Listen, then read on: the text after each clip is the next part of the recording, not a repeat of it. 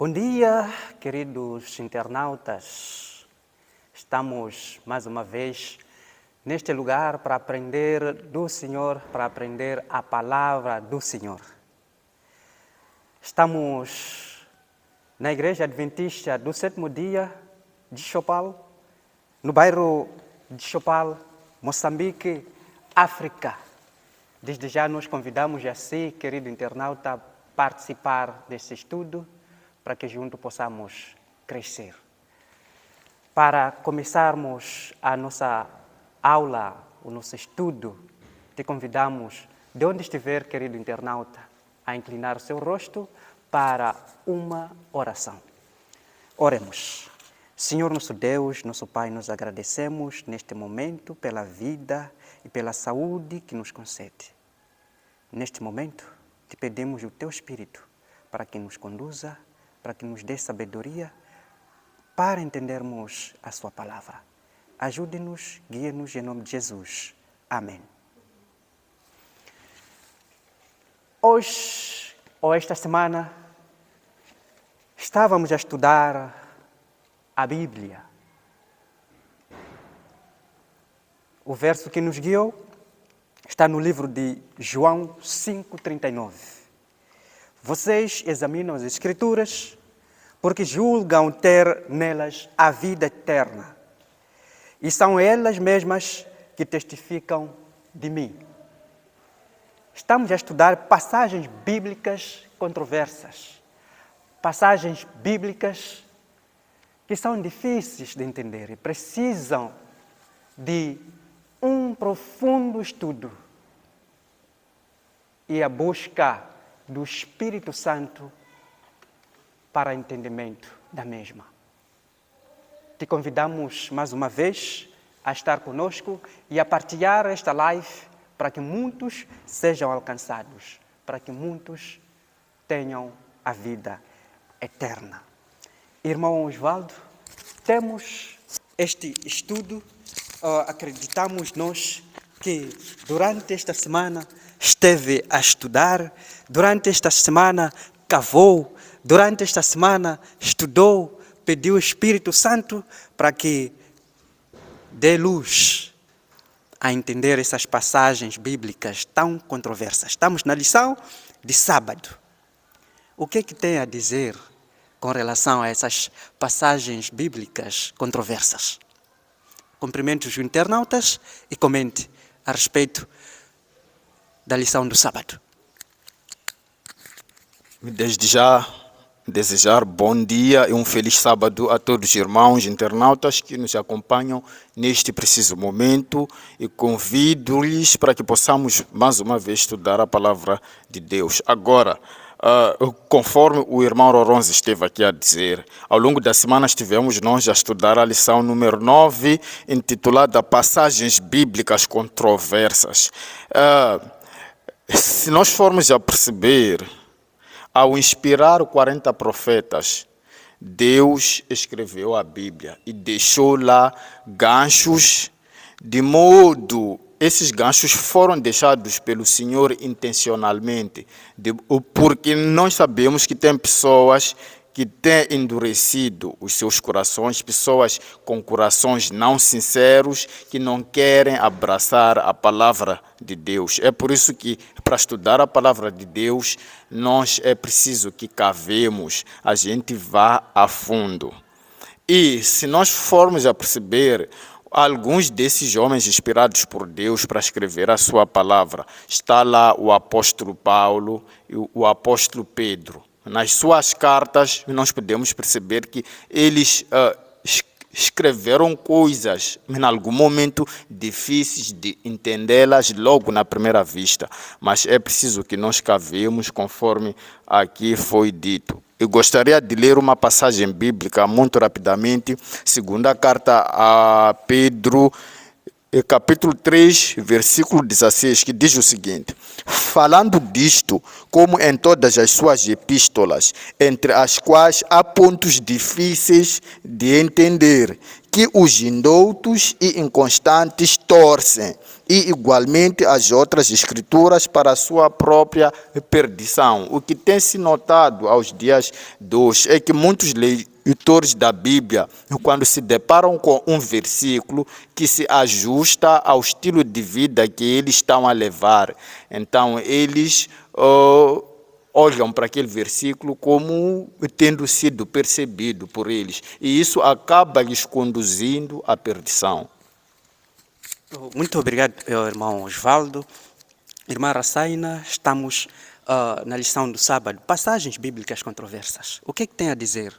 Quais são essas passagens bíblicas controversas? E qual é o nosso entendimento, ou qual é o entendimento?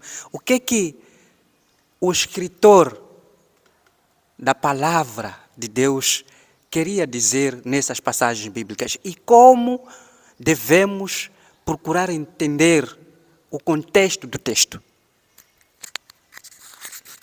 Desejar um feliz sábado e dizer que Deus possa te abençoar, a querido internauta que está aí a nos acompanhar.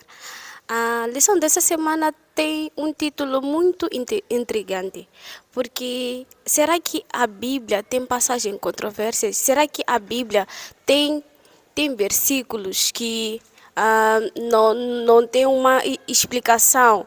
Então, nessa semana, nós estaremos a ver muitos versículos que têm intrigado a muitas pessoas, que as pessoas procuram um significado literal do versículo. Sabemos que muitas das vezes Jesus usava parábolas e também na Bíblia temos profecias.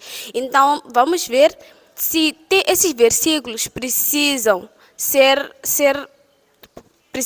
devem ser olhados de uma forma literal ou não. E dizer que na lição do sábado, o escritor aqui da lição nos exorta a falar e a viver como Cristo viveu. Ele nos exorta a ser uma pessoa que falava, Jesus falava sobre as escrituras, mas ele falava com amor, ele repreendia com amor. Então nós também devemos ser essas pessoas que falam e repreendem com amor. Muito obrigado. Passamos para a lição de domingo, o rico e o Lázaro. Sabemos esta parábola, não é? Qual é o contexto, irmão Osvaldo? Antes, querido internauta, abra a sua Bíblia onde estiver, no livro de Lucas, Evangelho de Lucas, capítulo 16, de 19 a 31. Vais encontrar a parábola do rico e Lázaro. Qual é o contexto? O que é que o escritor Lucas quis dizer nessa passagem? Irmão Osvaldo, o que é que o escritor Lucas quis dizer nessa passagem? Sobre essa parte aqui do domingo, o rico e o Lázaro, de facto é uma parábola que importa aqui definir em poucas palavras o que é isso de parábola. A parábola é uma alegoria ou história contada para ilustrar uma verdade. Se nós formos a ver, Jesus Cristo, na maior parte das vezes, ele costumava usar parábolas, então, para poder transmitir um certo conhecimento a seus discípulos. Agora, se nós formos a perceber, vamos perceber que na Bíblia nós temos passagens controversas, em que árvores e animais nós sabemos que não falam, mas encontramos algumas passagens em que temos árvores a falar, temos também animais a falar, mas isso podemos encontrar isso no livro de Juízes, capítulo 9, de versículos 7 a 15. Todos esses versículos nos é apresentada uma situação em que animais e árvores falam, mas bem sabemos nós que o livro de Eclesiastes 9, versículos 5 e 6, nos mostra claramente que os mortos não sabem nada. E se formos a ver aqui, se nós olharmos para essa parábola do rico e Lázaro de forma literal, vamos nos perder. Portanto, é importante que nós olhemos para essa questão não de forma literal, porque não faria sentido. Se nós olhássemos para a questão de forma literal, estaríamos a dizer que o inferno e os céus, o paraíso, estão próximos, em que as pessoas, quando morrem, estão lá, recebem diretamente a recompensa. E nós temos aqui o rico e Lázaro, em que o Lázaro pediu, o rico, assim é que pediu para que o Lázaro molhasse o seu dedo e lhe desse de beber, porque ele estava com muita sede em meio a todas aquelas aflições. Mas aqui, com essa parábola, querem nos ensinar o seguinte: de acordo com o escritor, diz assim, o relato da parábola ensina que status e reconhecimento social no presente não são os critérios usados por Deus para nos recompensar futuramente. Não só, mas também o destino eterno de cada um é decidido nesta vida. Portanto, não pode ser revertido na vida após a morte. É esse ensinamento que nós podemos aqui tirar. Muito obrigado, irmão Osvaldo. Irmã Rasaina, temos aqui o rico e o Lázaro. Todos morreram. Mas o que acontece? Os dois conversam após a morte. Como entender essa passagem? Será que essa passagem dá-nos a entender que há uma vida após a morte? Dizer de primeiro que não há uma vida após a morte. E essa parábola, já vem que é uma parábola, não pode ser levada de uma forma literal, porque teria muitas outras passagens bíblicas que não entram em consenso com a forma literal dessa parábola. Porque primeiro iríamos perceber que Deus seria um Deus cruel e um Deus que, como é que eu posso dizer, que ele enaltece coisas horríveis, porque ele iria, a pessoa quando morre, ela vai para o céu e a outra vai para o inferno. E o inferno e o céu estão, posso dizer, estão divididos por uma pequena linha, onde eu posso te ver e você pode me ver. E imagine, eu passando, vendo minha mãe no inferno, ela a sofrer. Será que eu ficaria feliz no paraíso? Será que isso me faria bem? Se por exemplo, fosse o contrário, para as pessoas que são pais, sabem muito bem disso, ver o seu filho lá no inferno a sofrer e ele no paraíso, eu acho que o amor tão grande de um pai pediria a Deus que trocasse de lugar com seu filho. Então, é questão de prestar atenção em coisinhas que parecem pequenas, mas são a mudança dessa parábola. E sem contar, como aqui o irmão Osvaldo estava a dizer, a nossa vida ou a nossa garantia para o céu não se resume nas condições financeiras que temos aqui. Não se resume a dinheiro nem às riquezas que nós vamos conquistando aqui. Porque bem sabemos, quando a gente morre, a gente vai deixar tudo aqui na terra.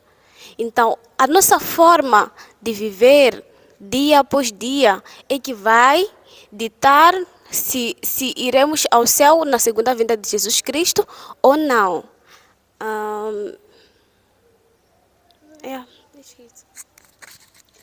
Muito obrigado. Na verdade, se essa passagem bíblica do rico e o Lázaro é literal, aconteceu de verdade e acontece, então Jesus não precisa voltar para nos levar. Por quê? Porque quando se morre, outros vão para o inferno, outros vão diretamente para o céu. Então Jesus viria para o quê? Para nada. Então, mais uma vez, essa parábola não deve ser entendida literalmente. Hoje, comigo estarás no paraíso. Esta também é uma passagem bíblica controversa, onde o ladrão na cruz, junto de Jesus, proferiu palavras bonitas. E Jesus prometeu a ele: hoje, em verdade, te digo, estarás comigo no paraíso. Irmão Osvaldo, o ladrão na cruz, naquele dia, foi ao paraíso. Como entender essa passagem bíblica? O que querido internauta, entende a respeito dessa passagem? O ladrão foi ao céu ou não? Bem como o irmão Roronza aqui falou, é uma das passagens controversas que nós encontramos aqui na Bíblia mais uma vez. Mas, se nós formos a perceber, a Bíblia, ela passou por várias traduções ao longo dos tempos, desde o princípio. Agora, existe a possibilidade do versículo através do qual muitos pastores defendem, assim é que é, sobre a imortalidade da alma, que, bem, eles têm usado o Lucas 23:43, quando Jesus Cristo disse: em verdade lhe digo que hoje você estará comigo no paraíso. Então, a única coisa que nós temos certeza aqui é que ele apenas foi dado a certeza da salvação naquele instante, após ele ter se arrependido e ter crido em Jesus Cristo. Agora, quanto à questão de ele ter ido ao céu com Jesus, isso não é verdade, porque já sabemos nós que temos que examinar as Escrituras. Não basta só nos basearmos num único versículo, é preciso que nós entremos a fundo, cavemos muito bem, vasculhemos, porque temos alguns versículos do Velho Testamento que podem vir explicar alguns do Novo Testamento e vice-versa. Agora, se nós formos a perceber, voltando um pouquinho atrás, Jesus Cristo, quando morreu, ele não foi diretamente para o céu. Ele morreu, foi sepultado, foi depositado no sepulcro, e 3 dias depois ele ressuscitou. E de acordo com Lucas 14:14, diz-se aqui que nós teremos a recompensa por ocasião da segunda vinda de Jesus Cristo. E eu gostaria, para reforçar essa questão, ler o livro de João 20:17, que diz o seguinte: disse-lhe Jesus: não me detenhas, porque ainda não subi para meu Pai, mas vai para os meus irmãos e dize-lhes que eu subo para meu Pai e vosso Pai, meu Deus e vosso Deus. Portanto, queridos irmãos, com esse versículo está mais do que claro de que o ladrão, naquele dia, ele não foi ao céu coisíssima nenhuma. Isso é uma pura mentira. A verdade é que ele vai receber a recompensa por ocasião da segunda vinda de Jesus Cristo. Agora, cabe a nós, se querermos crer que Jesus Cristo ressuscitou 3 dias depois, ou o ladrão foi ao céu naquele dia. É complicado. Querido internauta, há critérios para estudar a palavra de Deus. Nós convidamos assim, antes de estudar a palavra de Deus, ore, peça ao Espírito Santo para te fazer entender a palavra do Senhor. Leia o texto na qual você quer meditar. Leia, releia o texto. Procure no texto a teologia do texto. O que o texto quer dizer? Porque se você tira o contexto do texto, gera pretexto. Estude a palavra de Deus, compare com outros versos. Ali você vai entender o que Deus, ou o que o escritor da Bíblia quis dizer segundo o texto que você estuda ou irá estudar. Irmã Rassaina, partir e estar com Cristo são palavras de Paulo, o apóstolo dos gentios. O que ele quis dizer no livro de primeira epístola de Paulo aos Filipenses, capítulo 1, de 21 a 24. O que ele quis dizer nessa passagem bíblica? Antes de passar para a lição da terça-feira, quero comentar um pouco sobre a lição da segunda. Dizer que Jesus, ao falar com o homem na cruz, ele estava dando a ele uma promessa.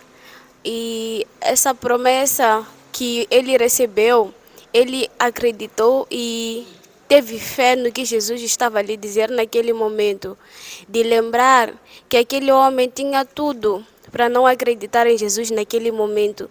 Ele tinha todos os argumentos para dizer, ele diz que é filho de Deus, mas na mesma está aqui na cruz. Mas mesmo assim ele teve fé e ele creu que o que Jesus estava a dizer era o correto. Então, essa é a grande esperança que nós devemos carregar também dia após dia, porque Jesus nos deu uma promessa, então nós devemos ter fé e acreditar nela. A lição da terça-feira, partir e estar com Cristo. No livro de Filipenses, que já falaram aqui, Paulo demonstra a intenção de estar cansado, de estar aqui e querer morrer. Mas em 1 de Tessalonicenses 4, 13 a 18, percebemos que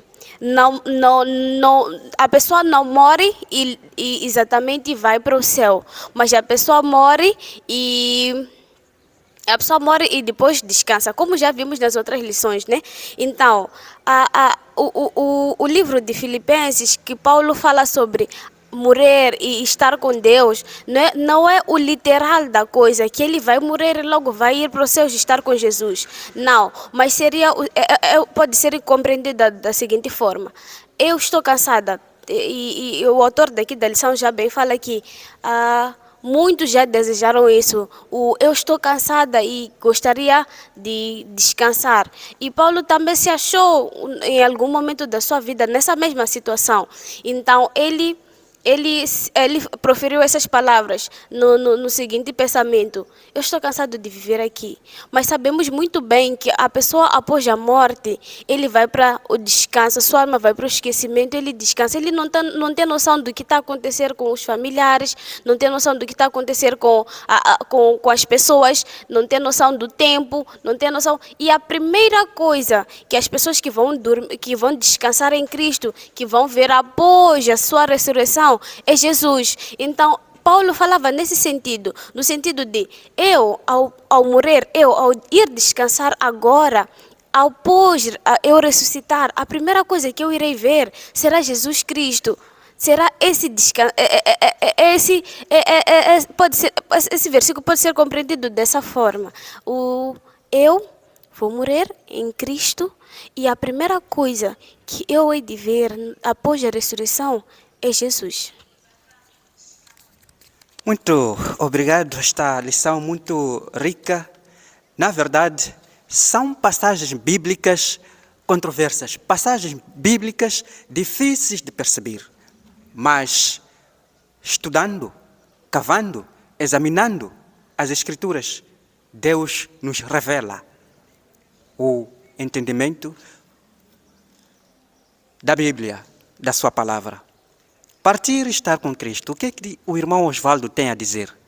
Partir e estar com Cristo. Essas são palavras de Paulo, o nosso apóstolo. Bem, no que diz respeito ao partir e estar com Cristo, nós temos que perceber que quando o apóstolo Paulo escreveu a carta aos Filipenses, ele estava num momento não muito bom de sua vida. Então, ele escreveu a carta quando estava na cadeia, quando estava preso. E nós sabemos que depois de Jesus Cristo, ele foi o segundo que mais sofreu. Primeiro foi Jesus Cristo. Agora, não há um outro que tenha sofrido como o apóstolo Paulo sofreu depois de Jesus Cristo. E quando ele diz, em meio àquelas todas as aflições, aqueles sofrimentos, ele deseja até morrer para ir estar com Cristo. Por quê? Porque ele saberia que, estando na sepultura, ele estaria a descansar. Agora, como entender? Para nós podermos perceber à mente de Paulo, podemos recorrer ao Apocalipse 14:13, que diz o seguinte: e ouvi uma voz do céu que me dizia: escreve, bem-aventurados os mortos que desde agora morem no Senhor. Sim, diz o Espírito, para que descansem dos seus trabalhos e as suas obras os sigam. Portanto, queridos irmãos, não há nada melhor que descansar em Cristo Jesus, porque quando nós estivermos na sepultura, lá não faremos nenhum trabalho, estaremos num sono profundo, esperando pela recompensa.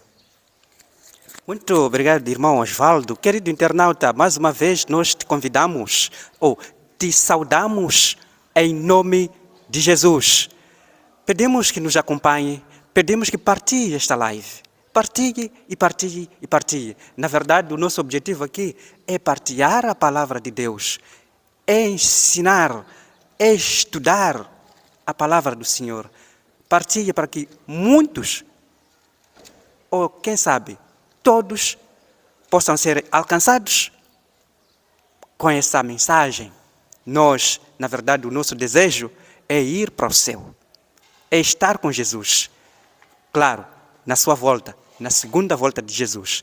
Você já ouviu que Cristo, pela primeira vez, Ele já esteve cá. Ele nasceu, cresceu, andou, pregou a palavra do Senhor, mas também prometeu voltar.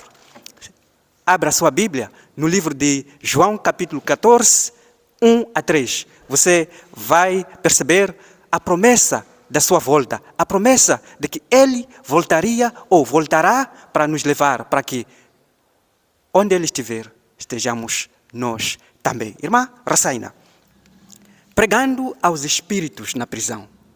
Jesus foi pregar aos espíritos na prisão? Como é que isso funciona?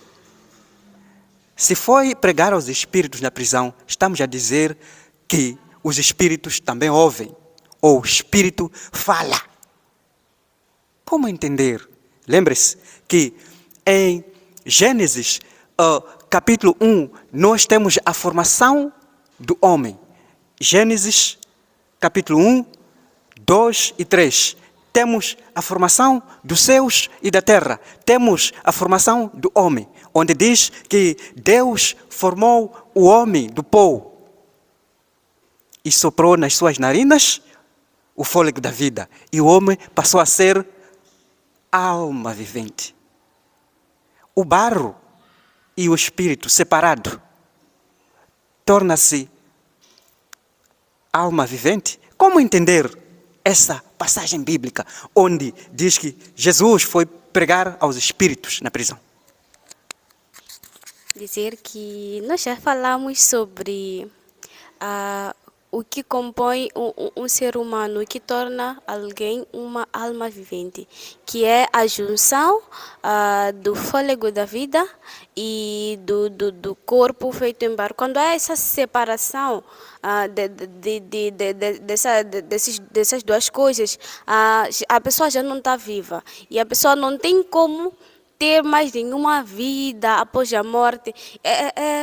Essa lição nos traz a referência a um versículo da Bíblia que diz, né, as pessoas dizem que Jesus, na tumba, ele foi e pregou para os antediluvianos, né, as pessoas que Noé pregou para elas e não aceitaram ou não creram no que Noé estava a dizer. Então, se esse versículo fosse levado de uma forma literal, estaríamos a dizer o seguinte: você pode pecar aqui, pode viver do jeito que você quiser. Após a morte, você terá mais uma chance.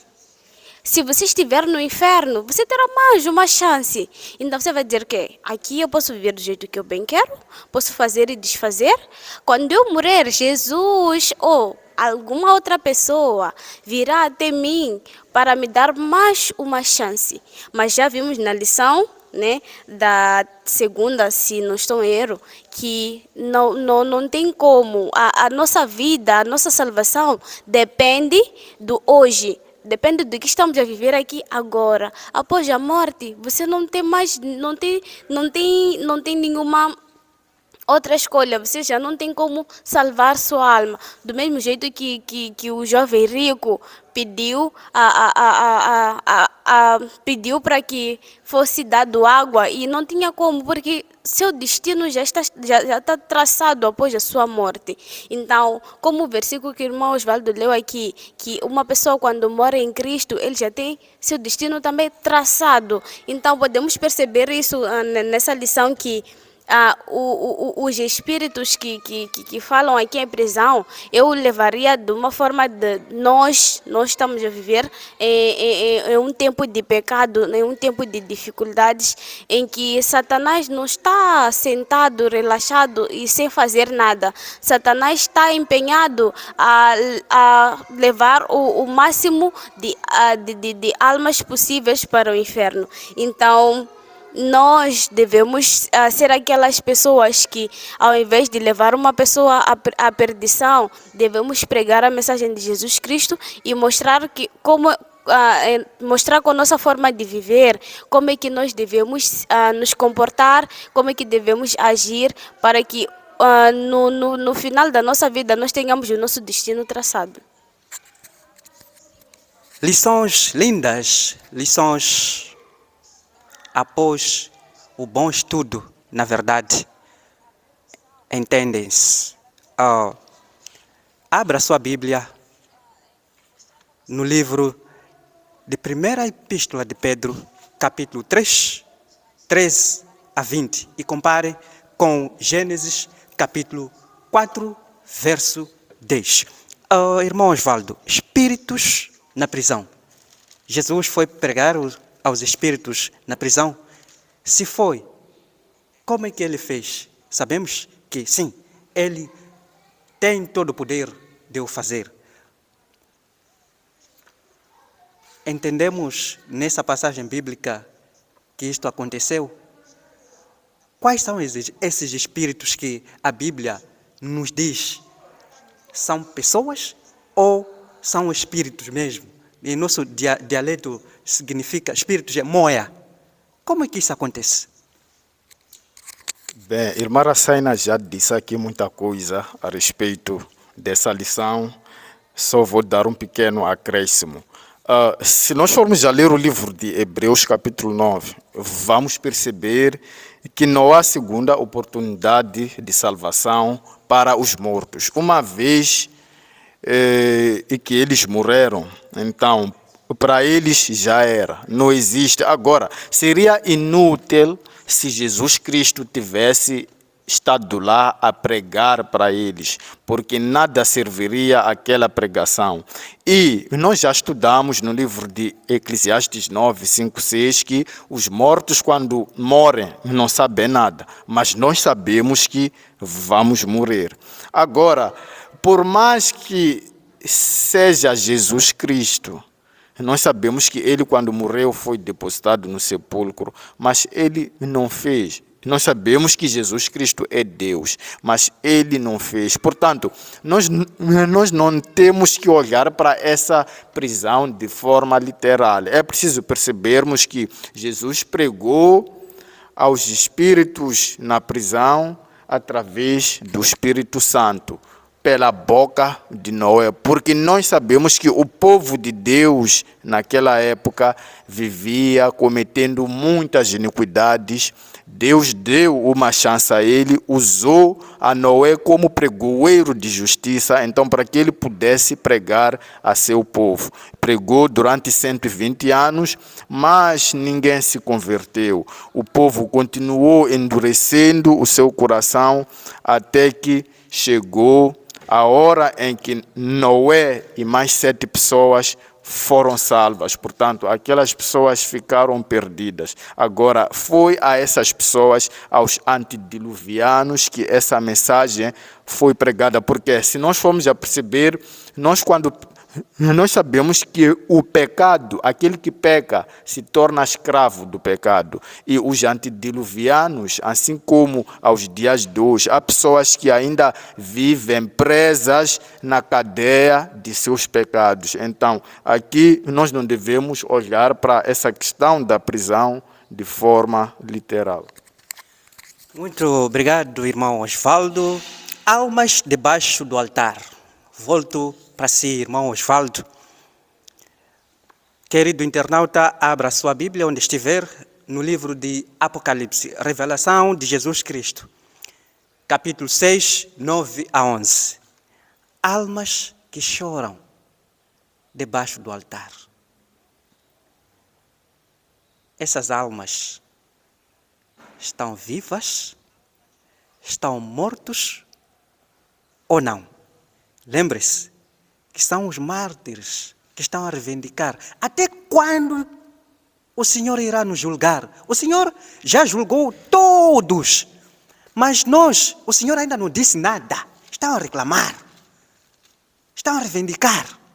Quais são essas almas, irmão Osvaldo? Almas debaixo do altar. Almas que estão a chorar. Os mártires que estão a chorar. Comente, irmão Osvaldo. Antes de responder à questão, importa aqui dizer, de acordo com o autor, as almas sob o altar são simbólicas.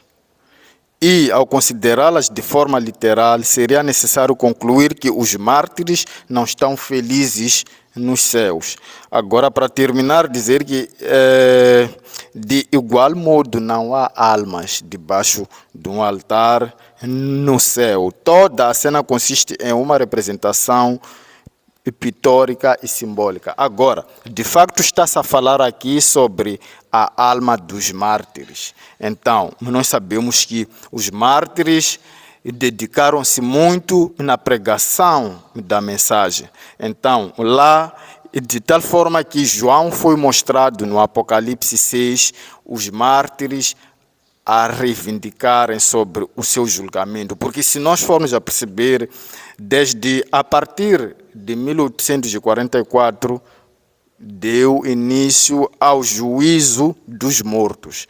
E esses, os mártires, eles ainda estão à espera para que o número dos mártires se complete, porque ainda no final dos tempos ainda vão morrer muitos mártires. Então, após ter se completado o número dos mártires, aí sim eles serão julgados. E esse julgamento chamar-se-á juízo dos vivos. E é neste período em que vai acontecer o fechamento da porta da graça após o sexto selo. E muita coisa vai acontecer aí, e quando o decreto dominical for aprovado, aí sim as coisas vão acontecer e será muito terrível.